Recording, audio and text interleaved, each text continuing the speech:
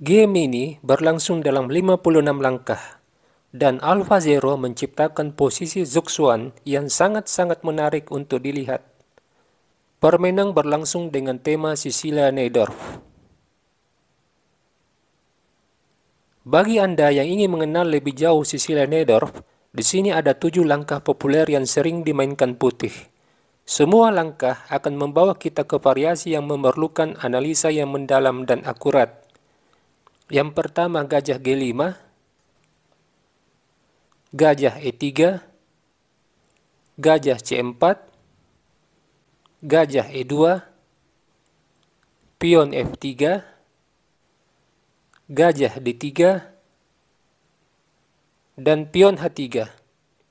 Dan ini merupakan langkah yang dimainkan AlphaZero. Ide dari langkah ini, selain mengontrol peta G4 dari kuda dan gajah, juga persiapan dorong pion G4. Stockfish pion E6, G4, gajah E7, pion menyerang kuda, kuda mundur, pengembangan gajah untuk mempercepat Raja Rokade ke sayap menteri. Terlihat hitam bisa memukul pion G. Tetapi ini adalah jebakan yang membuat permainan lebih cepat memasuki ending dengan keunggulan bagi putih setelah kuda memukul pion. Menyerang menteri dan pion juga mengincar petak C7, garpuan raja dan benteng. Pion kali kuda, menteri skak, pion menutup, menteri kali gajah, pertukaran menteri. Dalam hal pengembangan perwira, putih telah mengembangkan 2 perwira, sementara hitam baru mengembangkan kuda di D7 yang menghalangi pengembangan gajah C8. Kemudian, pion D6 mudah mendapat serangan dari benteng putih. Stockfish melangkah pion B5. AlphaZero melakukan langkah profilaksis dengan A3. Profilaksis adalah langkah antisipasi dalam menghadapi kemungkinan terburuk dari suatu posisi dalam jangka waktu panjang atau jangka pendek. Gajah B7, menteri D2, kuda B6, rokade, kuda D7, raja B1. Ini merupakan langkah profilaksis dalam jangka waktu yang panjang yang didasarkan pada sebuah visi dalam melihat struktur dan dinamika di atas papan. Stockfish benteng C8, pion F4, memperkuat pion G5 dan mengontrol petak E5. Kuda menyerang menteri dan gajah, gajah memukul. Di sini ada 2 alternatif, apakah memukul gajah dengan pion atau dengan benteng. Jika memukul gajah dengan pion, maka menutup akses benteng di jalur C. Hitam bisa saja mengalihkan serangan di jalur B, tetapi ini membutuhkan tempo, sebab hitam mesti mereposisi para perwiranya untuk memulai serangan di jalur B. Oleh sebab itu, Stockfish memukul dengan benteng. AlphaZero mengalihkan benteng ke jalur F. Kuda C5, sebuah langkah yang mempersempit ruang gerak bagi benteng di C4. Tetapi Stockfish memiliki rencana untuk menukar benteng dan kuda C3 agar ia dapat memukul pion sentrum E4. Setelah pion menyerang benteng, benteng kali kuda, menteri kali kuda, hitam memiliki kesempatan melenyapkan pion sentrum yang menghalangi aktivitas perwira. Menteri terusir dari petak C3 dan terpaksa mundur. Lalu hitam pion G6, sebuah langkah untuk mengantisipasi serbuan pion F5. Tetapi langkah ini memberi kelemahan karena pion kehilangan kendali atas petak gelap di sayap raja. AlphaZero melihat kelemahan ini. Dia terlebih dahulu mengundurkan gajahnya dengan rencana menempatkan gajah di main diagonal. Stockfish membawa menteri menekan jalur C.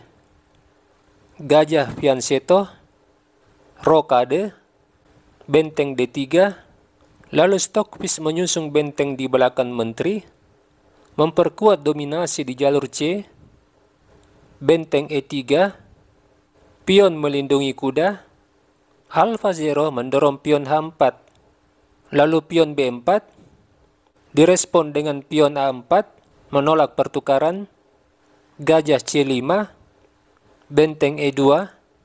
Mungkin Anda tergoda untuk melakukan skak sambil menyerang benteng.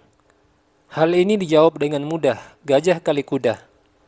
Pion kali gajah, menteri kali pion.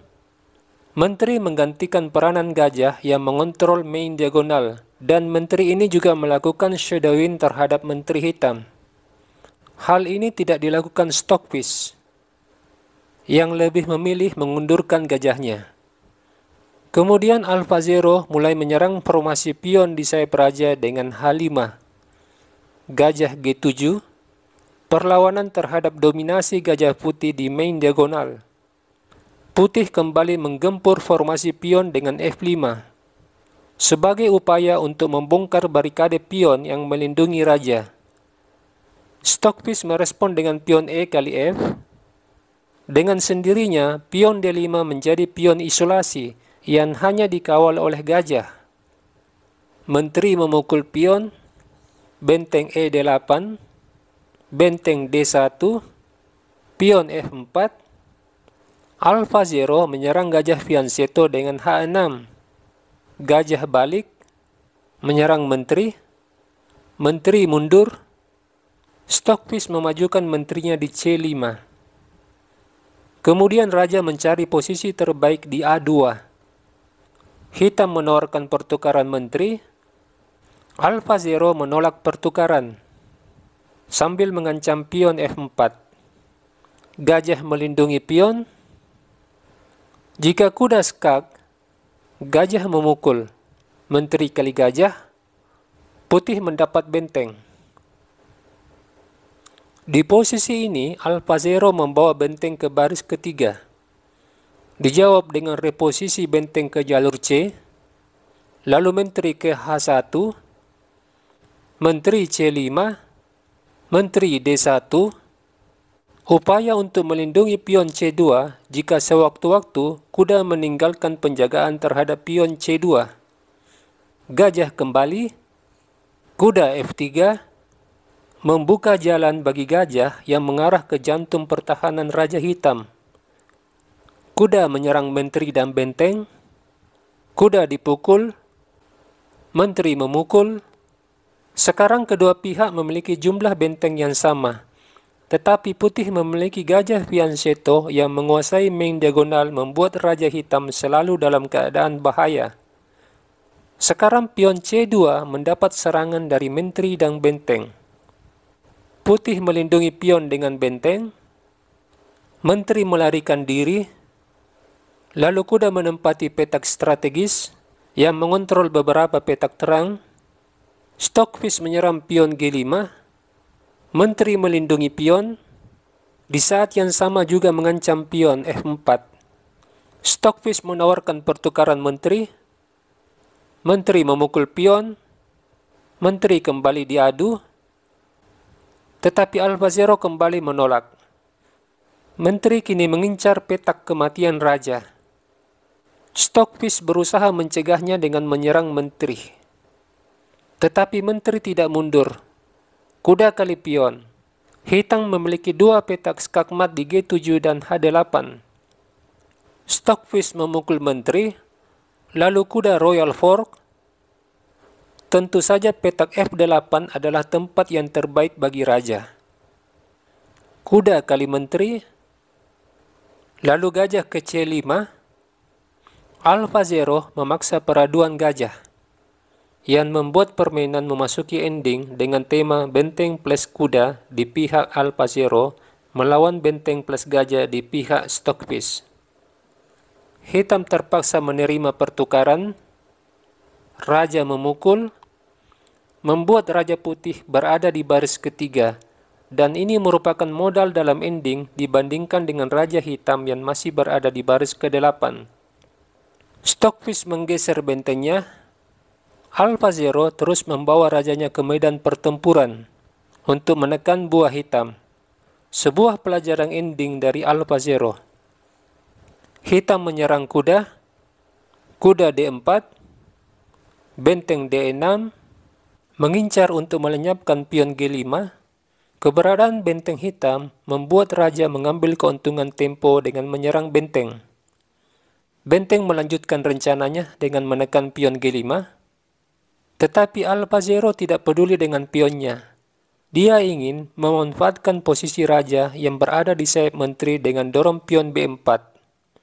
Percepatan pergerakan pion untuk menciptakan pion bebas di sayap menteri. Stockfish mendorong pion F5. Jika benteng kali pion, raja D6 berniat untuk menekan posisi gajah.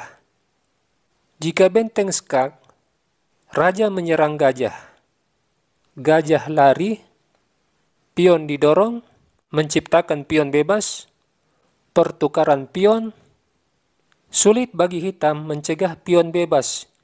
Pion ini bisa membuat hitam kehilangan benteng atau gajah. Oke, kita kembali. Setelah Stockfish dorong pion F5, putih terlebih dahulu menjaga pion dengan benteng. Stockfish dorong pion, kemudian Alpha-Zero menciptakan pion bebas dengan dorong B5. Stockfish mengantisipasi pergerakan pion bebas dengan mengarahkan rajanya ke sayap menteri. Alpha-Zero terus mendorong pion B6. Di sini Stockfish menyerah. Alasan mengapa Stockfish menyerah, sebab benteng dan gajah dalam posisi zugzwang. Benteng hanya memiliki ruang gerak di G8. Kita akan menganalisa beberapa variasi langkah yang kemungkinan dijalankan hitam. Yang pertama, jika gajah ke B7, maka benteng menyerang pion. Hitam masih berada dalam posisi zugzwang. Jika benteng kali pion, raja D6, benteng ke baris D8, menjaga petak promosi, benteng memukul pion. Benteng mendapat fungsi terlibat dalam serangan. Bila gajah turun, raja mendapat kesempatan mengawal pion sambil menyerang gajah. Raja naik, pada posisi ini kita jangan terburu-buru mendorong pion, sebab gajah dan benteng dalam posisi zugzwang. Kita bisa mempersulit hitam dengan dorong pion A. Perhatikan bagaimana raja hitam yang juga berada dalam posisi zugzwang tidak bisa kemana-mana. Bila benteng E8, kuda C6, raja E6, kuda menutup koneksi benteng dan gajah. Raja menyerang benteng, benteng F7, menyerang pion H7. Kembali terjadi posisi zugzwang. Alternatif yang kedua, bagaimana jika di posisi ini raja D8, maka kuda skak. Raja terpaksa kembali. Jika raja naik, kuda menyerang raja dan benteng. Pada posisi ini, putih melakukan skak. Raja F8, kuda E7 menyerang benteng dan gajah. Posisi yang sulit bagi Stockfish. Oke, sekian dulu video ini. Sampai jumpa di lain waktu.